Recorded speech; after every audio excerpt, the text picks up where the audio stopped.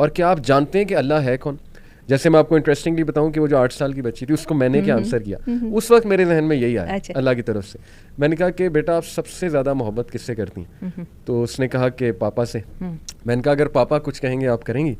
उसने कहा हाँ करूँगी। तो मैंने कहा अल्लाह तो पापा से भी बढ़ के, अल्लाह आपका खालिक है। मतलब मुझे लगा कि बच्चों को एक सिंपल आर्गूमेंट दूंगा तो शायद वो इसको समझ ले, माशाल्लाह उसको समझ भी लगी। तो मैंने कहा ये आपके रब का क्रिएटर का हुक्म है, इस पे तो कोई अब इख्तलाफ नहीं है ना, आप देखें जाएं रिसर्च करें। तो मैं समझता हूँ कि अगर वो ये चीज़ जान लें कि अल्लाह कौन है, अल्लाह सुब्हानहू व तआला सबसे सिंसेयर है, हमारे माँ बाप से भी बढ़ के सिंसेयर है, हमारा खालिक है, वो चाहता है हम किसी साइकोलॉजिकल डिस्ट्रेस से ना गुजरें। और वो हमने पूरी रज़ा और रग़बत के साथ उसकी गुलामी का वो अपने गले में डाला हुआ है, हम उससे जुदा होने को तैयार नहीं है। बिल्कुल ऐसे ये ज़रा 8 साल की बच्ची के लिए नहीं है, मैं 16 साल की बच्ची के लिए कहूँगी। एक छोटी सी बात को मैं और भी ऐड करूँ, अभी आपने कहा ना कि किस बैकग्राउंड से आके आप क्या अपने आप को करने की कोशिश कर रहे हैं। मैं इससे ज़रा पीछे जाऊँगी, मैं आपको बताऊँ हया की बैकग्राउंड हर जगह पे एक है। ये जो आपकी है ना 5th वर्ल्ड, जो अमेज़न के जंगलों में रह रहे हैं, वैसे वहाँ पे भी बहुत मुस्लिम कबाइल मौजूद हैं, जो ऑस्ट्रेलिया के उन जगहों पे रह रहे हैं जहाँ पे शायद दूसरे इंसान जो है ना सिविलाइज्ड लोगों का पैर भी नहीं पड़ा हुआ, वहाँ पर भी यही है। मैं ये क्वेश्चन करने ही वाला था। अच्छा, कि हया जो है ये थ्रू आउट हिस्ट्री तो ऐसे ही रही। और मैं आपको बताऊँ मुझे इसकी समझ कैसे आई है। मैंने आपको बताया मुझे सिखों के साथ काम करने का बहुत मौका मिला, उन लोगों ने कैसे एकदम अडॉप्ट कर लिया, उन्होंने कैसे मेरी इसको चेंज कर लिया। उन्होंने तो एज बिजनेस नॉर्म चेंज किया था ना, जो आपकी बिजनेस एथिक्स है उसके मुताबिक अपने कोलीग को स्पेस देनी है, तो उन्होंने मुझे कैसे एक्सेप्ट कर लिया और वो कैसे इतनी जल्दी अडॉप्ट कर लिया उन्होंने मेरी इस थिंकिंग के साथ, मेरे डिफरेंट वे के साथ, मिनटों में कर लिया, कोई ज़्यादा टाइम ही नहीं लगा और अप्रिशिएट भी किया। क्योंकि तो वो एक मोटिवेशन थी, सैलरी मिलती है तो बिजनेस एथिक्स फॉलो करने, लेकिन अल्लाह जब कह रहा है उसको हमने चैलेंज करना, एग्जैक्टली उसका हमने ये देखें, ये तो कितनी बड़ी एक डिस्क्रिपेंसी है कि खालिक क्या बॉस से बढ़ के नहीं, बिल्कुल राज़िक खालिक है। बॉस की बात हम इसलिए मान रहे हैं बिजनेस एथिक्स लगाने, कंपनी का कल्चर है, वैल्यूज हैं, लेकिन अल्लाह की बात जो हम फौरन चैलेंज कर देते हैं। तो ये तो मैं ये समझता हूँ कि एक तो ये कि हम अपने बच्चों को अल्लाह का तारुफ बहुत स्ट्रॉन्ग कराएं, उससे आई थिंक स्ट्रेंथ आपने भी जैसे कहा बहुत आएगी इंशाल्लाह। मुझे बहुत मौका मिला टीन्स के साथ को पढ़ाने का, उनमें मैंने देखा है कि ग्रेड 8 में और ग्रेड 9 में जो बच्चे आए, मैंने लाहौर में भी ऐसे स्कूल्स में पढ़ाया जहाँ पे को एजुकेशन थी, जो प्रीमियर स्कूल्स थे, और मुझे इंटरनेशनल स्कूल्स में भी पढ़ाने का मौका मिला। मैंने नोट किया कि ग्रेड 8 में, ग्रेड 7 में, ग्रेड 9 में बच्चियाँ एकदम मर्दों की झुरमट से अलग रहना पसंद करती हैं नेचुरली। हाँ, नेचुरली।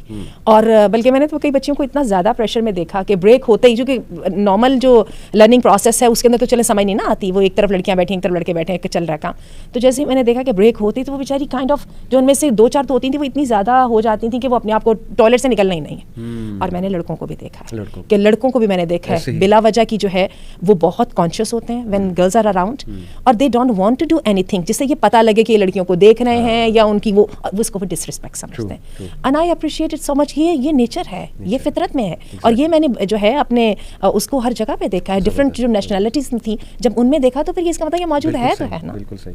और मैं यही बात करना चाहता था कि हया का जो कॉन्सेप्ट है मॉडेस्टी का, थ्रू आउट हिस्ट्री उठा के आप देख लें वो तो चला आ रहा है। जैसे एक खास किस्म का लिबास, अल्लाह माफ करे, आपने ऑर्थोडॉक्स ज्यूज का लिबास देखा है जो उनकी खवातीन का ये इस जैसा है? जी, ये जी। और वो ईसाई जो नन्स हैं, क्यों ये सारी सिमिलैरिटी एक जैसी क्यों है? वो उसी तरह का वो लिया जा रहा है, ये क्यों ऐसी है? मदर मैरी को आप देख लें, वो कैसे डिपिक्ट करते हैं पिक्चर्स में। तो इसी तरह मैं एक बार देख रहा था 1940s की न्यूयॉर्क की और लंदन की ब्लैक एंड वाइट वीडियोस। अच्छा। स्ट्रीट की, कॉमन स्ट्रीट की वीडियो, पता नहीं कैसे बनाई होंगी, बहरहाल फेसबुक पे मौजूद थी। मैंने देखा कि लॉन्ग स्कर्ट्स थे, अच्छा जैसे अबाया होता है, जी जी, खुले लॉन्ग स्कर्ट्स थे अच्छे खासे और हेड कवर्ड था। तो ये क्या था ये सारा? ये भी तो सोचे ना, आपका बैकग्राउंड क्या था, आपकी हिस्ट्री क्या थी। इसका मतलब है कि आपने जो बात की, फितरत में कॉन्सेप्ट मौजूद था थ्रू आउट हिस्ट्री।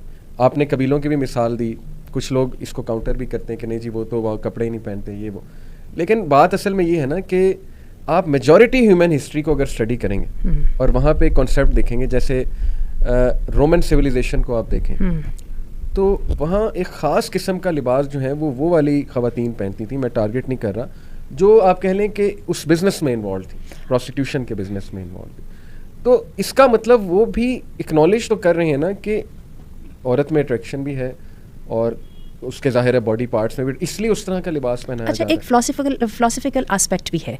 वो अल्लामा इकबाल का बड़ा ज़बरदस्त शेर है ना कि ताऊ से रुबाब, कौमों की तकदीर में क्या है, शेर मुझे याद नहीं आ रहा, पहले स्ट्रगल है और बाद में फिर ताऊ से रुबाब है।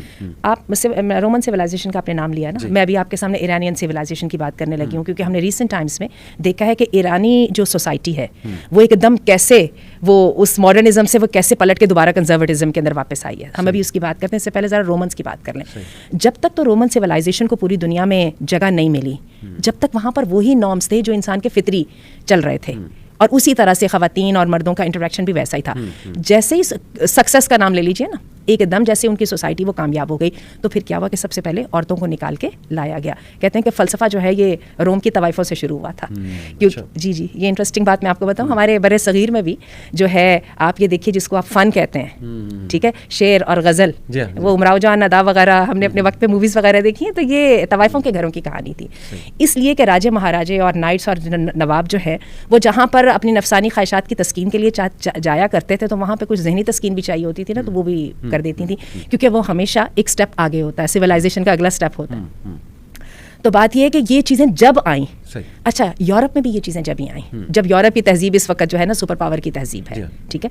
इससे पहले यूरोप में भी एग्जैक्टली वही था जो हमारे यहाँ, इसीलिए तो हम देख रहे हैं ना, बुनियादें ज्यूज़ में भी वही हमें मिल रही हैं, ईसाइयों में भी वही मिल रही हैं, आपको हर जगह पे वही मिल जाती हैं। आपने चाइनीज़ औरत का लिबास देखा है, वो जो उनका कन्फ्यूशियस वगैरह के टाइम का था, वो भी ऐसा ही है। तो बात है उसमें हम इंसान हर जगह पे एक जैसे ही हैं, ठीक है। बाद में जब हमने ऐशो इशरत आई और हमने समझा हम कुछ बन गए हैं, तो हमें अल्लाह के सिस्टम के पैरेलल एक इनोवेशन इसका मैं नाम देती हूँ, ये जो नेगेटिव किस्म की क्रिएटिविटी है, हमें वो भी लानी है। शायद हम कुछ ऐसा कर दिखाएं जो कि अल्लाह रब्बुल इज़्ज़त को भूल गया था और उसको याद नहीं रहा, तो वो हम अपनी उसमें डाल देते हैं। खराबियाँ फिर वहाँ से जन्म ली, और फिर जब जन्म ली तो फिर ख़ानदान का शिराजा बिखरा, फिर औरतों का इस्तेसाल असल में हुआ।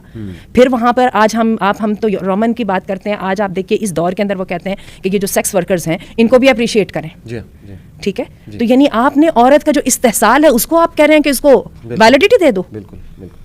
इतनी बड़ी बात आपने कर दी, आपको वही कहते हैं दिल नहीं कांपा ये बात करते हुए। असल में पता है, मीडिया जाहिर है दज्जाली फितना है, एक डिसेप्शन है। मैं आपको बताता हूँ कि कितना आसान है हमारी नौजवान नस्ल को और आम लोगों को जो इमोशनल है नेचुरली, उन्हें इमोशंस के थ्रू किसी चीज़ के बारे में कायल कराना और पब्लिक ओपिनियन बनाना। देखें, अबॉर्शन का इन्होंने लॉ पास कराना ना, तो क्या करते हैं, एक इंतहाई दुखी स्टोरी एक ऐसी जवान लड़की की जिसको जाहिर है इलीगल इससे जो है प्रेगनेंसी हो गई, उसका वालिद पक्का क्रिश्चियन था, उसने बहुत जुल्म किया, उसने कहा नहीं अबॉर्शन नहीं करानी, जिसकी वजह से वो बच्चा हुआ, उसकी ज़िंदगी तबाह हो गई। ये वो पूरा नैरेटिव बिल्ड हो रहा है, मतलब उसको विक्टिम दिखा के। ठीक है, वो उसका दुखी होना ये एक अलग टॉपिक है, लेकिन जस्ट बिकॉज वो दुखी है और ये सारे मसले पैदा हुए तो लिहाजा अबॉर्शन जो है वो जायज़ है। इसी तरह होमोसेक्सुअलिटी, अब ये अबॉर्शन करवाया कौन करेंगी? जो उस लड़की के सर्कमस्टांसेस के जिनके साथ जिनका दूर दराज का कोई nothing to do with that. बिल्कुल बिल्कुल, जिन्होंने बाद में कोई, यानी ये जो रूल वो बनाने की कोशिश कर रहे हैं, जिस बुनियाद पे बनाने की कोशिश कर रहे हैं, उस बुनियाद का उन हालात से कोई ताल्लुक नहीं जिसमें प्रो अबॉर्शन को मॉडर्न होने की निशानी समझा जाता है, न्यू नॉर्मल कहा जाता है। बिल्कुल ऐसी। इसी तरह होमोसेक्सुअलिटी को आपने नैरेटिव को बिल्ड करना है, तो आप क्या करेंगे? आप एक ऐसा इंसान दिखाएंगे जो लड़कियों की तरह था, और ऐसे आई थिंक नेचुरली होते हैं। कुछ लड़कियां मस्कुलिन साइड पे ज़्यादा होती हैं, कुछ मर्द फेमिनिन होते हैं, उनकी चाल फेमिनिन होती है। इसमें तो ये अल्लाह की क्रिएशन है। जाहिर है कि केमिकल इम्बैलेंस हो सकता है, हार्मोनल इम्बैलेंस हो सकता है। उनका अब दिखाएंगे मूवी में कि मजाक उड़ाया जा रहा है, उनको धुतकारा जा रहा है, जो कि होता है, ट्रू है। मैंने खुद देखा, हमारे भी स्कूल टाइम में कोई वो पिक कर लेते थे ना, लड़का थोड़ा सा फेमिनिन, इतना मजाक उड़ाते थे कि आई एग्री कि वो पता नहीं किस डिस्ट्रेस से वो बच्चा गुजरता होगा या वो लड़की गुजरती होगी, टॉम बॉय टाइप जो है वो लड़की। ये एक अलग मौजू है, लेकिन वो क्या दिखाएंगे कि इतना बुली हुए, लिहाजा वो जो है उस साइड पे चले गए, होमोसेक्सुअलिटी में मुलविस हो गए क्योंकि उनको पसंद ही सेम जेंडर आता था। ये सारा नैरेटिव दिखा के वो कहेंगे कि इसलिए होमोसेक्सुअल के राइट्स को जो है वो तुम सपोर्ट करो। ये बिल्कुल इसी तरह मैं एक मिसाल देता हूँ कि मैं एक चोर पे मूवी बनाऊँ कि वो बचपन से जो है बुली हुआ है, उसके पेरेंट्स ने निगलेक्ट किया, ड्रग्स में पड़ गया, लिहाजा अब उसे चोरी की आदत पड़ गई, तो लिहाजा अब हम चोरों के राइट्स के लिए निकलते हैं। देखें, उसका चोर बनना वो एक दुखी स्टोरी अलग है, उस पर हमें सोशल वर्कर्स को काम करना है, साइकोलॉजिस्ट को काम करना है और रिलीजियस लोगों को मिल के काम करना है, पेरेंट्स को भी समझाना है, माशरे को भी दुरुस्त करना है। लेकिन आप उस तरफ आने की बजाय आप कह रहे हो कि नहीं चोर वो बन गया है, अब हमने चोरी को जो है वो सपोर्ट करना है। तो फिर हम इसको टेक्निकली कहेंगे कि अदल को और एहसान को अलग अलग रखना है, और अगर काजी के हाथ में आप दे दो कि तुमने एहसान करना है, तो फिर अदल का तो पीछे कुछ भी नहीं रहेगा। बिल्कुल ठीक है, तो आपको हार्ड डिसीजंस लेने पड़ते हैं, और इन हार्ड डिसीजंस की जो बरकत हैं वो भी हैं। आप देख लीजिए जिन ममालिक के अंदर किसी हद तक भी शरई कानून राइज है, वहाँ पे आप क्राइम रेट देख लें, आपकी फैमिली के लिए बेहतर है।